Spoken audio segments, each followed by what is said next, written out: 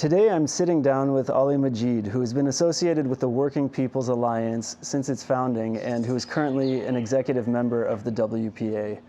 Mr. Majeed personally knew Walter Rodney, who will be the subject of much of today's interview. So Ali Majeed, thank you so much for taking the time. Good to meet you. Let's see, so I want to start by asking you just very generally, how did you get your start with the WPA? Well, through my activism as a bauxite worker, we've always had challenges with the employer-employee relationship. And out of that relationship, we had to be, as bauxite workers, had to be seeking help from other professionals in terms of how we go about find solutions to our issues. So where we may have, we were able to seek out help, and they would tell us what was the nature of the economy and all the like. And the WPA had been, the people of the WPA, they have been very useful and helpful to us in the area. I've been associated with the WPA before it's about just in its inception. Because I've been a bauxite worker active from 1973, even though I started employment in 1972. Mm-hmm. So my activism would take me into 74 and this, yeah. Mm. Yeah. And can you talk about like your experience with some of those, I don't know, education sessions, or what was the nature of your contact with the people who would later become the WPA, form the WPA? Okay, well, perhaps let me just say, we had our own organization called the Organization of Working People, OWP. This we serve started by bauxite workers and managed by bauxite workers. We were separate and distinct from the Guyana Mine Workers Union, which was the recognized union in the industry. And we were always in conflict with them because of the kind of representation they give to bauxite workers. So we was primarily... So, like, they would take a more concessionist stance kind of towards the demands of... Well, concessionist is a very generous term. Okay. Yeah, concession is a very generous term. Okay. Yeah. Yeah, so we've also had to be looking at the issues in the bauxite industry, and where we would have exhausted our own capacities, I mean, those of us in the OWP, we would be seeking assistance from professionals, which were members of the WPA, Dr. Clive Thomas, UC Choir, and the like. I will get on to Dr. Rodney. I first met Dr. Rodney in February 1975. Mm-hmm. At that, when the OWP had its first anniversary, it was formed in February 1974. And at the first anniversary, he came up. And I could tell you that was his first public engagement after he returned to Guyana. Wow. Yeah, his first public engagement. So he came to our organization first anniversary celebration. And from there, we interacted with him. He had class with us on the political economy through 75 all alike. Went through to 76, and this was a weekly sessions in the bauxite industry. And you could understand these sessions, even if he's speaking for 2 hours. 2 hours is a lot of things that you get in per week. Yeah, but you would be like following along. Yes, yeah. Yes. I mean, of course, he did this intellectual class, a really working class. So we got this, what we call the coming together of the intellectual class and the working class. So yes, so he was really down to earth when he was with us. He would sit there.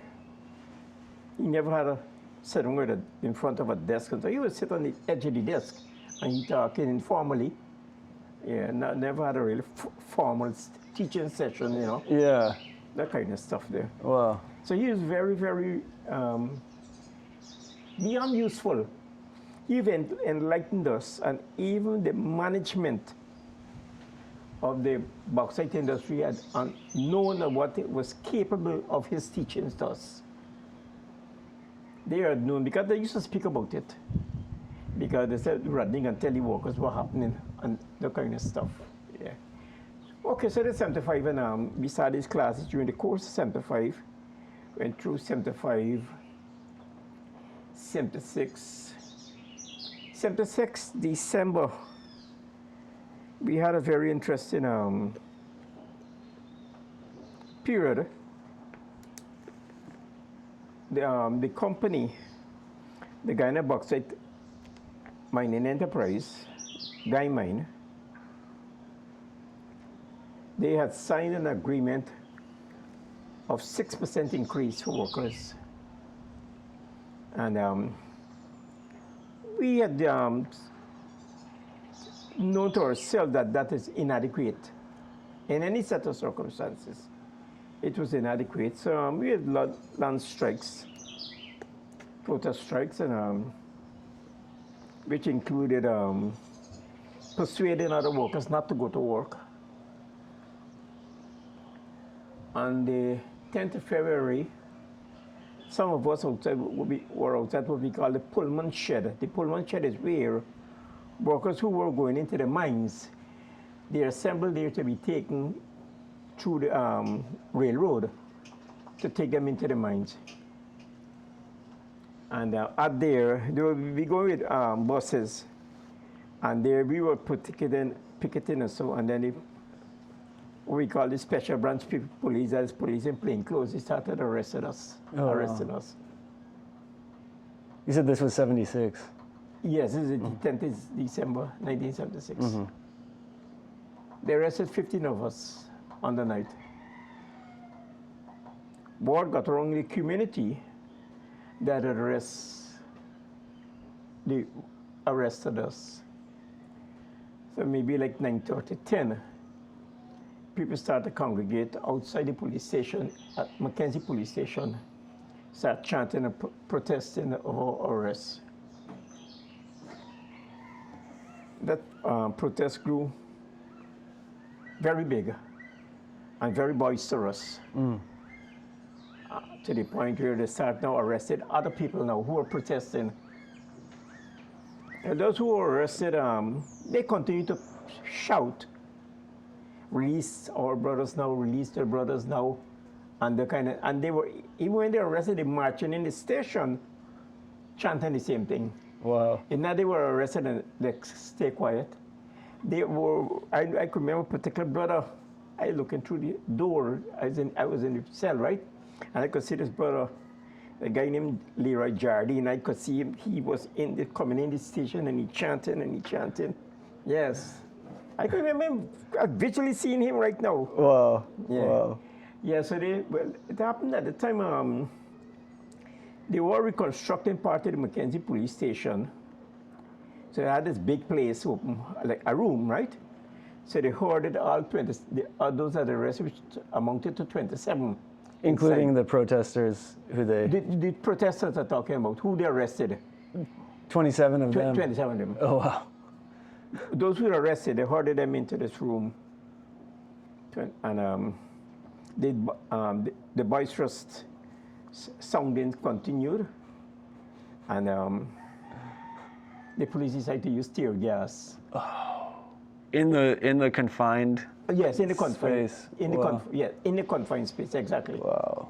Wow. So you said, so we were tear gas on the December 11th, 1976. This is the day after Human Rights Day.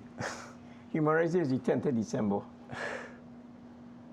Yeah, so we were tear gas and well, I'm gonna cut it out, some details.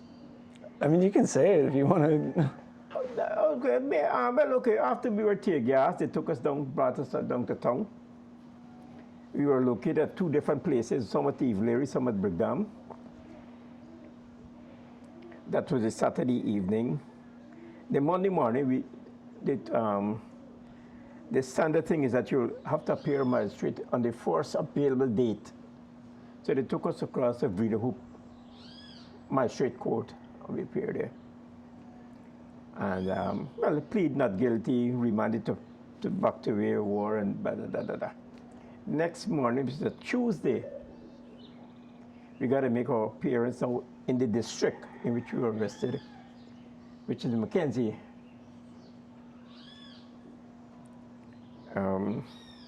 Yeah, so they took us all elevated to Linden. That would have been the Christianburg Magistrates Court. But when we got there, the whole courtyard was, well, not in the courtyard, but the ring, because that locked everybody out.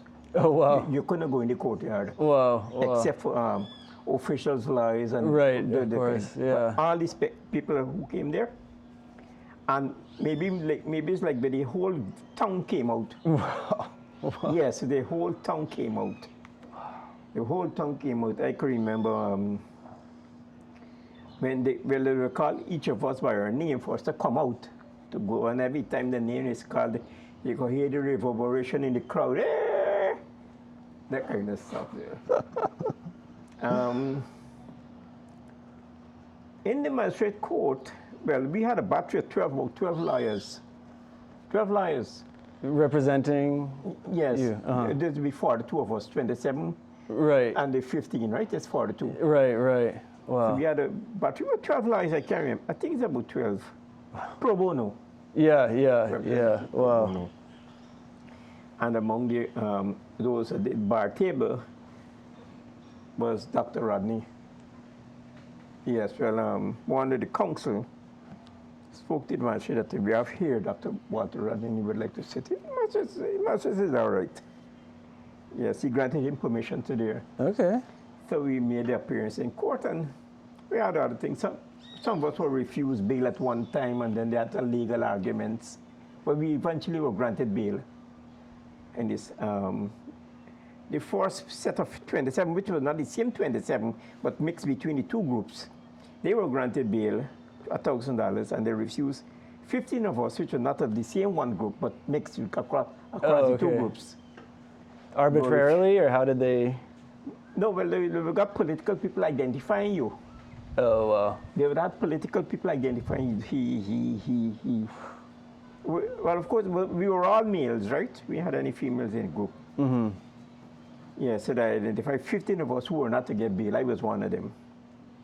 Because of the levels of your activism? Yes, yes. All right, so happened one resident, she had put up her transport to bail us. Wow. Yes. Wow. She put up her transport to bail us, so that's how we were bailed.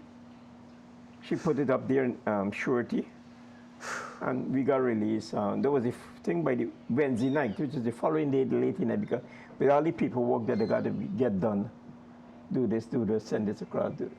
So we were released late this Wednesday night, like 11 o'clock the night or something, 10:30 or something like that. Wow. Yeah, so Dr. Rodney was there all the way. Yeah, so that was part of his involvement, but he was instrumental in educating workers. Some people say that he instigated, he didn't have to instigate you. With the knowledge that you would get, you would know what the feelings are. So you didn't need him to tell you things we are suffering from. Right. You would have known. You were feeling it every day. Yeah, you're right. You feel it every day, living it every day. Yeah, so continue 76, 77 all along. So we continue to work all along over the years. Throughout all those periods until he was assassinated in 1980. Yeah, I don't know if there's anything more. Yeah, well, I have a lot of questions about Dr. Rodney, of course. I mean, before even totally launching into that, I wonder if you could just share a little bit about the kind of pressure that you all faced forming basically a rogue union or a... Well, forming the OWP. Yeah. Well, we were always hungered down, and we were always marked. But we,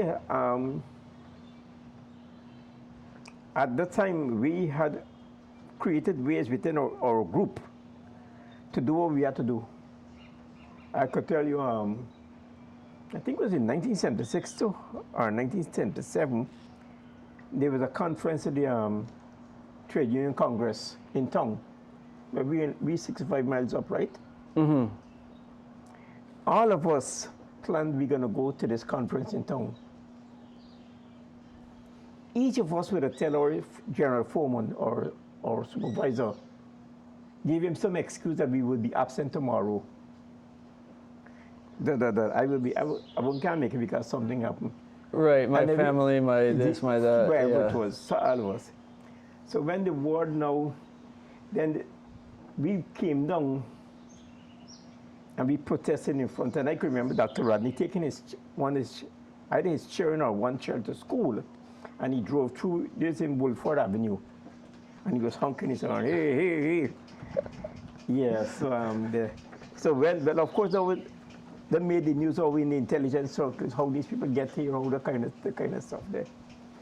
And I think about it, when they check with all the departments, they say, yes, the man tell me he had to do something, he tell me he had to do something, they cannot do nothing, we don't give them an excuse, we didn't absent without permission. Right. I tell you that to say that we were able to mobilize, in spite of all the difficulties, to get around what might have been obstacles to us. You understand? Yeah, this is why I bring it out, because I see at this time now, it always seems that there's so many challenges that appears that nobody could do anything. But we, even in the circumstances where the PNC was a PNC, where they were dominant, we were in a community which is dominated by the PNC, were able to mobilize and carry out our activities. Yeah, it's amazing. Yeah. Wow. And so sort of starting to get into the questions about Dr. Rodney, you already said a little bit, but I wonder if you can describe in more detail what some of those learning sessions with him were like. Was there a lot of like audience participation? What was the, Well, it basically was among our grouping, so to speak. So those who were present participated in it, learned a lot of things about political economy and some politics in general. Right. Local and international, because he would have had a lot of experience in Tanzania and different places we had worked and that kind of thing. So he would bring that into the conversation. Yes. His way of teaching wasn't singular, monolithic thing. It was broad. Wow. So wherever he taught was impacted by his experiences. It was impacted by his experiences. So we had learned a lot. I must add that he was not the only person coming. Dr. Clive Thomas also came up, and he had held classes. Sometimes one may not be available, and the other one came up and that kind of stuff there. Yeah, so a number of persons impacted us. So we had able to, really educate the workforce about what's happening and the kind of thing, and the workers had looked forward to us. If there's something happening in the industry, they're looking to us for leadership. What we are doing, and the kind of stuff there. So we primarily now, where we is now ordinary members of the union, but we will go to the union meeting and start guiding the meeting in a particular way from the floor. We're not the union executives. They are the union executives, but we will guide them to how this thing will go in. I could maybe probably jump to 1983. It's quite a jump. And this 1983 was after Dr. Rodney had died, right? But what I'm saying is that we were so educated and informed of our own role in industry as workers. So we didn't need his presence to tell us what to do. Okay, 1983, we had a general food crisis in this country. And there was sporadic strikes. They had strikes in Georgetown, they called food strikes. They had marches and so. we in Linden, we started what we call a half-day strike. Half-day we strike. Right. We started a half-day strike, limited strike. We ain't got no problem. We start protest. Then we moved the strike to 1 day per week. 1 day per week, we decide, look, we can strike Thursday. After Thursday done, we're going back to work. So in time for about 2 or 3 weeks, the company said, like, they can't handle this here because they can't plan. They work around Yeah. a strike, people striking 1 day a week, breaking up the rules. Wow. The company decided they can now cut the work week to 3 days. Since we taking 1 day, they giving you another day, Friday. Wow. So they cut in it to 3 days, and then we call a strike. Sure. We call a strike to protest that no, you can't do that. Yeah, of course. And the strike lasted a long time. Wow. Those one of the major strikes in the industry. I point out this to say is that workers at the time had it within their own capacity to take actions. All those actions we were taking there, the union leadership came along with us. They followed us. They couldn't do anything different but to support what we did. Wow. They weren't in anything mobilizing for anything of this, but they just simply reacted to all what we were doing and continued with what we were doing until it full-blown strike when the company dismissed, well, the union leadership had taken over, but of course the workers said it. And we used to be filling up the union hall every day. As I speak to that, to tell you about the activism of the people, of workers, bauxite workers, in those times. Now is a far cry. Far cry. It's a bit despondent to see what workers have actually come to. That the workers have been crushed. And, but it doesn't seem like anybody got a solution as how to approach what is currently taking place. Can you give a brief summary of how it got to this point from where it was in the 70s and 80s? Okay, okay, you're asking an interesting question. First, in the bauxite industry, after the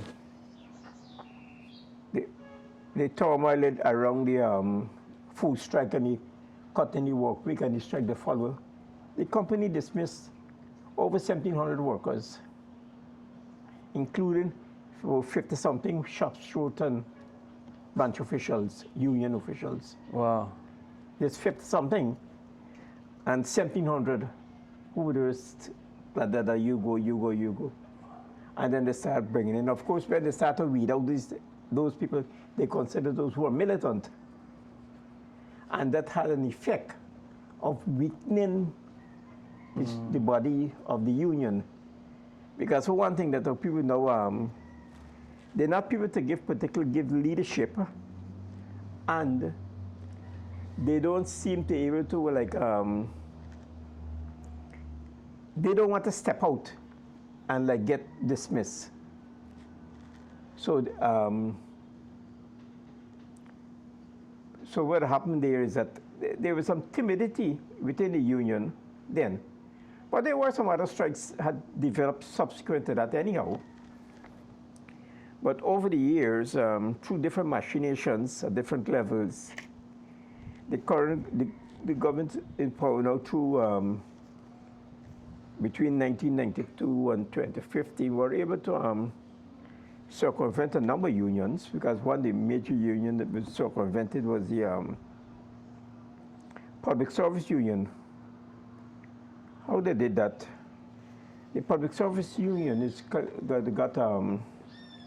what they call the agency shop. Agency shop is where the employer would take a union dues from all employees, because there's an agreement that once you're employed, what benefits your crew came through the negotiations of the union. So whether you want to become a member or not, you have to pay for that service. Right, that makes sense, yeah.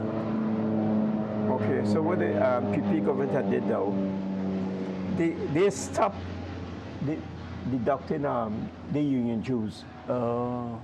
And they said that if the union could collect the money from the employees, but they know that people ain't going to pay no dues. Right, yeah.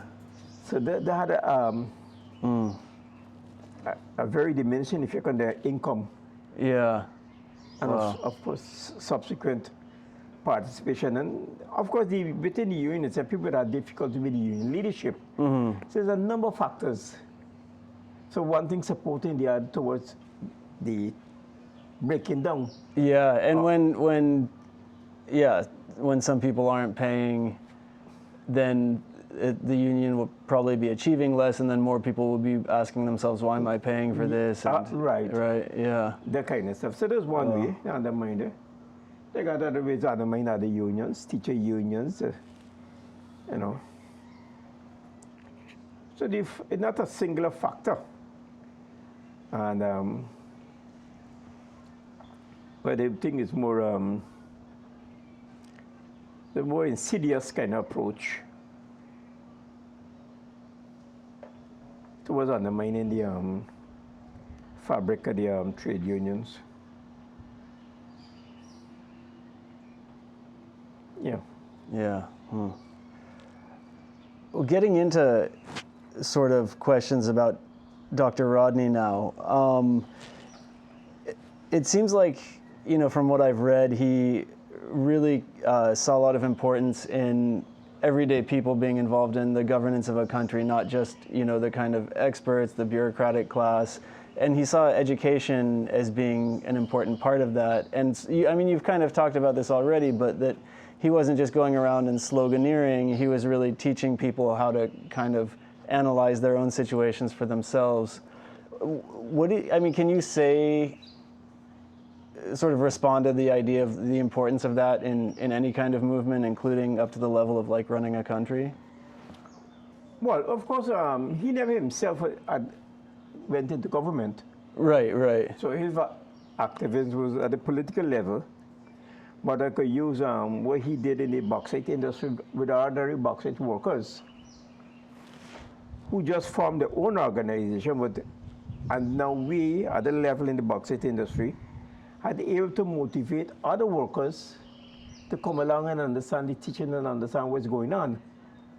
So, getting back to his teaching permeated within the community without you could perhaps say he was a catalyst, because he himself didn't teach everybody. But because he taught us, and we were in contact with the general workforce, and we were able to disseminate. So that was kind of reaching out and filtering out into the wider bauxite industry. I would think the same thing happened in other parts of the society, but in our case with the bauxite industry, we were more like a closed community. So it was easier. In the bauxite industry, at that time, the company and the community was kind of one. Because if you got like 5,000, 6,000 employees, every household got somebody working in the industry. Right. So if you do something in the industry, you do it to me.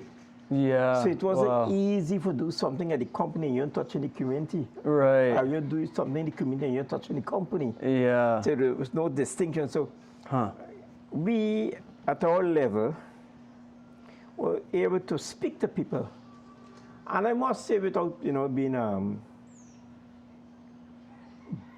like waving our own flags or blowing our own horn, we were able to convince people.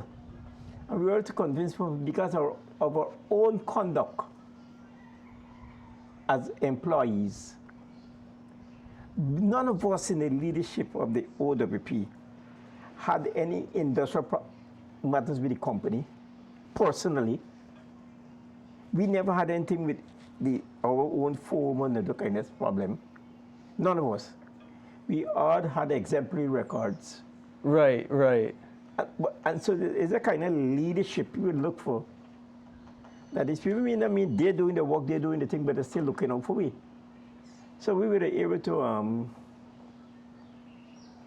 educate a lot of people out there.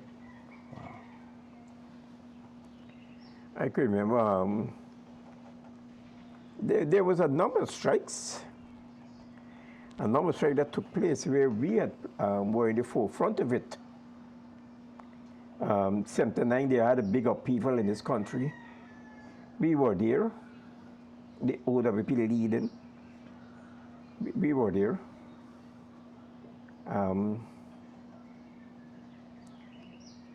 When they had a lot of, let me skip this way, they were like, I think it was 83 too. When we had these food strikes, people in the community would have tell us that how the, what they call the complexes, the goods complexes, they sell goods and so, right, was one of the primary distribution source of food stuff and the like, that they had stuff at the place there. But that it wasn't being released to the That wasn't public. being released, Yeah. exactly. What we did, we go down to the complex. We go down the complex, and the people start coming, and we tell them, yeah, go and buy the thing. Each of we stand up at a cash register, and we ensure that every person paid for what they took. See, now that they're looted, Right, right. they didn't loot anything. Whoa, But whoa. it's just that they had to release the Yeah. stuff for that. Wow. The police came, and they look around, they see the situation, they say, okay. People are paying for their, They're paying for the goods, and they just leaving in an orderly leaving fashion. orderly. So when we done the sellout, we go, thank you, we left and go. Whoa, whoa, whoa. And after that, then there was another march onto the bond, Amelia's ward, which was like 5-6 miles away. But I didn't go on the march. I didn't know it was going. And yeah, workers went up there to the bond to close the bond. So there was a lot of activism. This was a one-day events, you know. These were one-day events, but these things were protracted. And it's out to build sustainability of the struggle.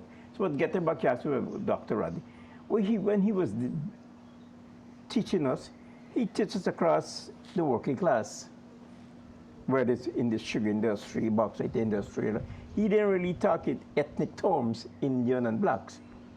He simply looked across the industries and see where, of course, it's particular groups occupy particular areas of industries, like primarily blacks occupy the bauxite industry, primarily Indians occupy the sugar industry. So sometimes you can't escape it, right? But generally, I was speaking about the working people coming together and overthrowing what they call the oppressors, the kind of stuff there.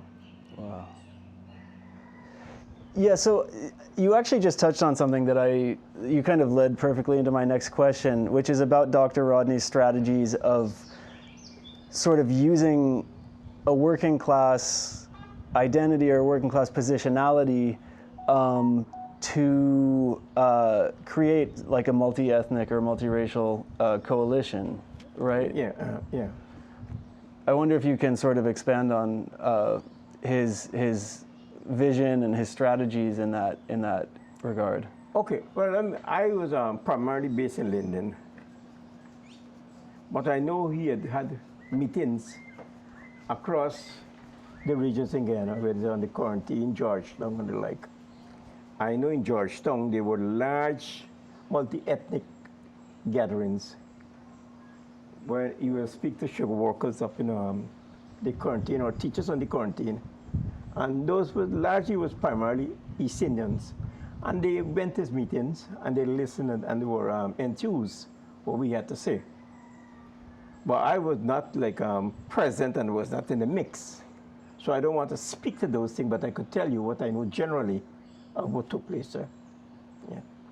Another thing that I want to ask you about with sort of Dr. Rodney's approach to politics.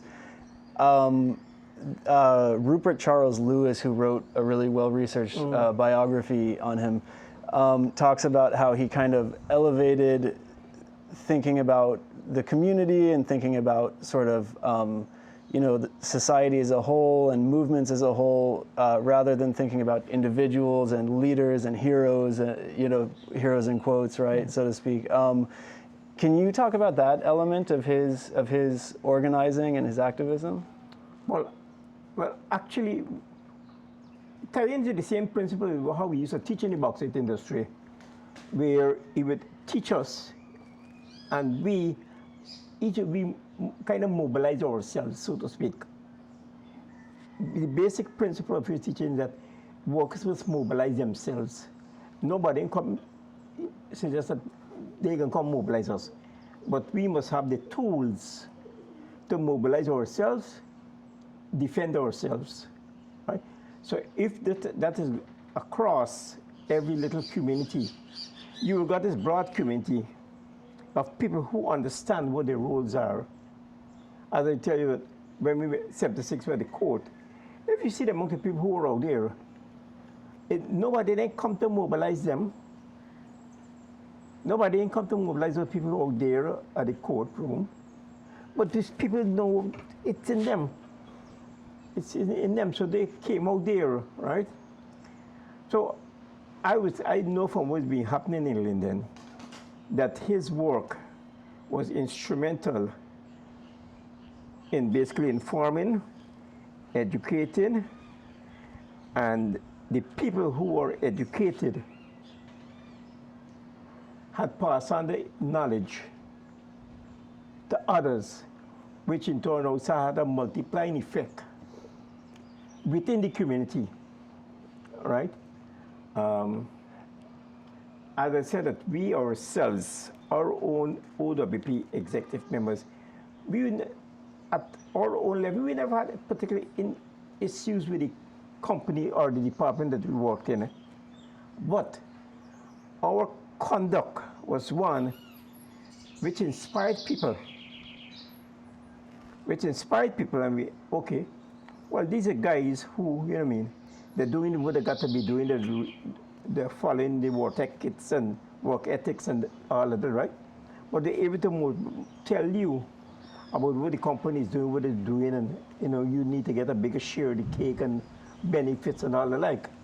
So we were able to educate people, and people understood us, and they went along with what we were saying, which was a direct result of Dr. Rodney's teaching. Yeah.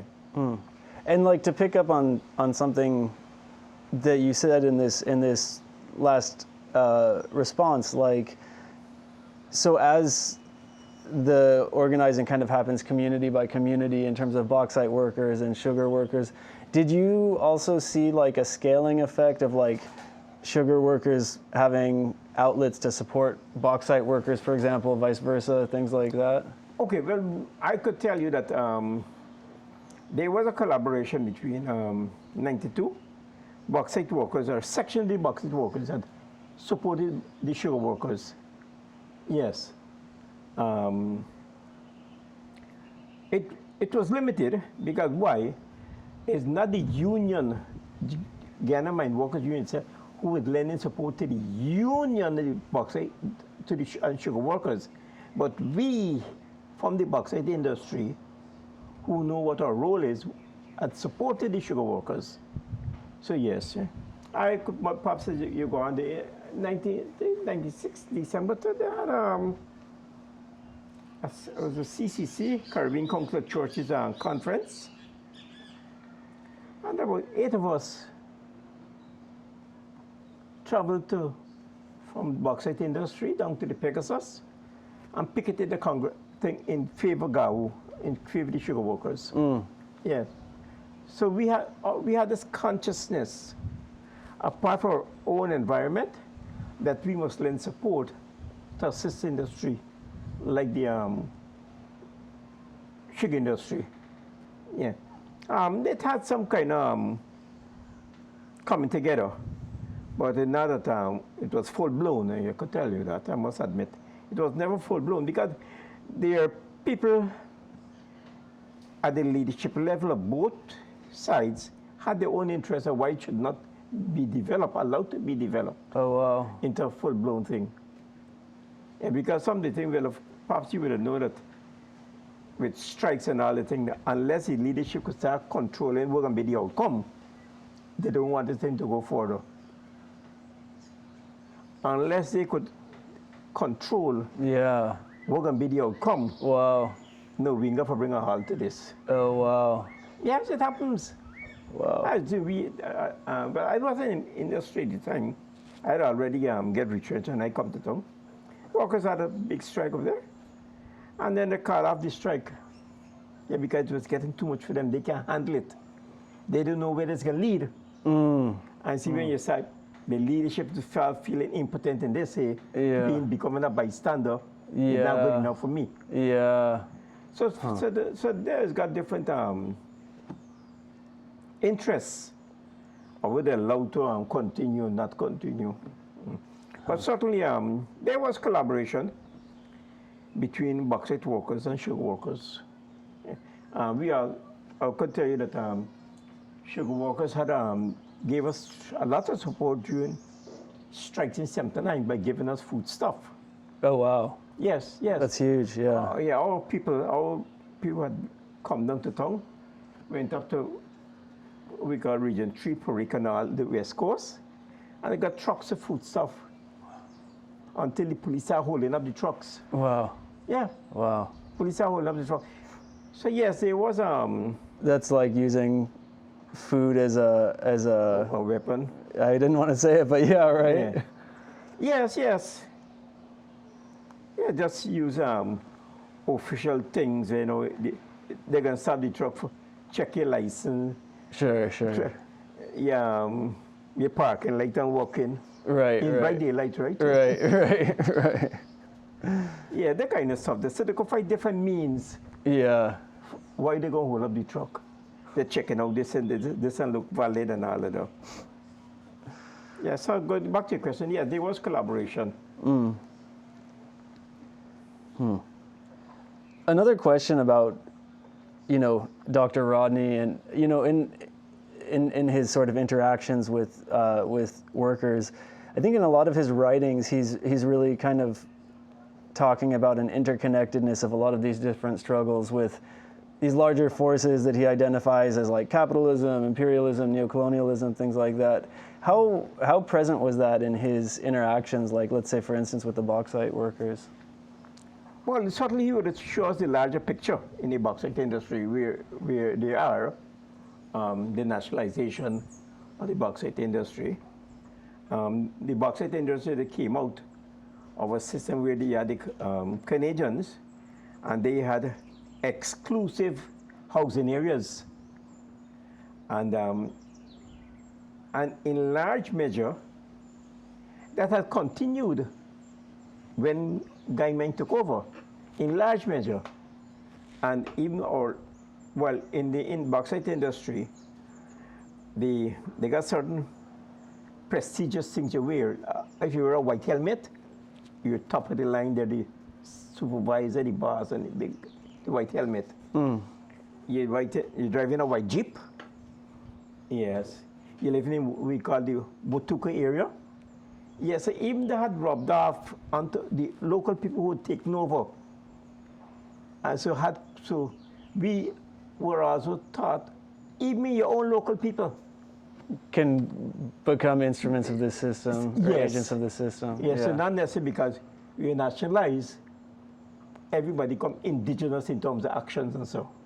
Right. So, interesting. So there was important for us to understand the industry and the interplay between managers and that kind of thing.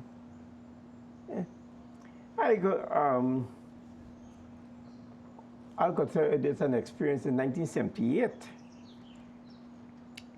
1970 was a year where we had a referendum in this country. And our group, we were meeting at what we call the Catholic Hall. There's a church. The Catholic Hall is in Linden, Mackenzie, and we were to meet there for meeting purposes. And there was one manager. He came over there. He was in adjoining yard which houses the town council. I could call his name Dunson Barrow. He came over and he pulled a gun. There's 14 of us. Well, I know. Wow. I had been the only Indian that was kind of getting infuriating. And somehow, I was able to slip out the room. So even my friends sent me the next day. They didn't know when I come out. Yes, my friends sent me. And they were glad to know that I went out. Yeah, yeah. Because they seen his eyes. He really was. Yes, that kind of thing. Because he was drinking. Oh, wow. He was drinking. Wow. Yeah. Wow. So I slipped out. And he went on and went on with y'all people. I didn't like y'all and that kind of stuff there, right? But sometimes there's partly some race question coming into the kind of thing. With y'all people, I didn't like y'all and that kind of thing. Yeah, but yeah, mixing with all kind of other people. Those is words. Yeah, yeah. Gee, you don't take your scientist. You're going to be a scientist alone. We're talking about. Yeah. So there was one with a manager had pulled the gun out. So of course, one employee had written to the company. By the way, were there any like consequences for that manager? No. The one employee had written to the company, and they had reprimanded him in terms of his conduct. That doesn't represent what the management of the company is about. Yeah, that is. So like not even a slap on the wrist? Not even a slap on the wrist. Yeah. Wow. Not even a slap on the wrist. It's crazy. So, one more question on Dr. Rodney, and feel free, I mean, if this is kind of outside of your, the experiences you had with him or whatever, feel free to say so. But following his assassination, CLR James, who was one of his kind of mentors in the academic world, basically came out with this criticism, which he said basically that Dr. Rodney had not studied the taking of power, and he was saying basically if he had, been trying to, win the sympathies of a section of the army or the armed forces in the same way that he was doing with different working, unions or workers in different sectors, that he could have, maybe had a different result. Can you respond to that criticism, and what do you think about it? No, I can't respond to that because I don't know what work he might be doing with any person from the army. I would be hearing things generally like what people saying, but I have not a clue of what he might be doing or not doing. Fair, yeah. And then finally, moving away from Dr. Rodney and kind of into the contemporary world and contemporary politics, I wonder if I can ask you about your opinion on Exxon's new and ongoing work in Guyana, drilling in Guyana's territorial waters. The deal that they signed with the government that I have, in the cursory research I did, I couldn't find the terms of the deal, but, I'd heard anecdotally that it was very favorable to Exxon. Okay, well, I'm not in a much better position than you are. And I know, but more I've been reading with the extraction of oil, Exxon, and all the agreements, so it's a very complex issue. I am not in any way, capable of the analysis in terms of oil agreements, what they're doing and what they're doing. But there's one part of it, the other part of it, which will now affect me, an ordinary person, is what we do with the money that we get in. Okay, what I'm saying, I don't know if Exxon is giving us a fair share. Right. But what I'm saying that whatever we get in, we the ordinary people, we are not getting a fair share of that. You're not seeing the benefit We're of the not seeing the revenues. benefit of it, right? Yeah. We talk about infrastructure. Yes, but your lives, you could build a big house there, that kind of thing there. But if you're going to fall along and dead, the house, that mean nothing to you. Okay, you gone. Yeah. So you don't know which road you're building, which 20-story hotel or which police station you're building. It don't mean nothing to the ordinary folk when, I mean, it started from, there's a COVID, with the prices escalating. But I mean, with the kind of monies that we're getting from the oil, I can't remember the numbers now, there should be some kind of measures put in place to offset those high prices that affect the ordinary people, the ordinary poor, the pensioners and that kind of stuff there. So that's where my issue is, what the ordinary folk is getting from the money that we're getting. If we're getting enough, I don't know. What we should get, I don't know. I'm not competent enough to tell you. Sure. Yeah. But there's one thing, Dr. Rodney is a person, as a very humane person. Dr. Rodney, he would interact with anybody at the ordinary base level, you know. He would go to homes and he just sit right there.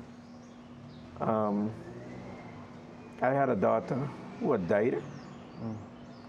In fact, she died 13th of June 1976. Oh, wow. And he died 13th of June 1980. 1984 years before. Wow. I say that he came to my home and commiserated with me. Wow. You understand? Wow. So just speak to the man. Yeah. So he's not just a politician, an intellectual, an academic, and those kind of things. He's just this humane person. Yeah. But I went to a lot of other funerals and so where we went to pay his respect. The people that passed, he got this kind of the common touch within him. He had the common touch within him. Yeah. Wow. Well, Ali Majeed, thank you so much for taking the time. Thanks for having me and having the chat with me. It was a pleasure doing it.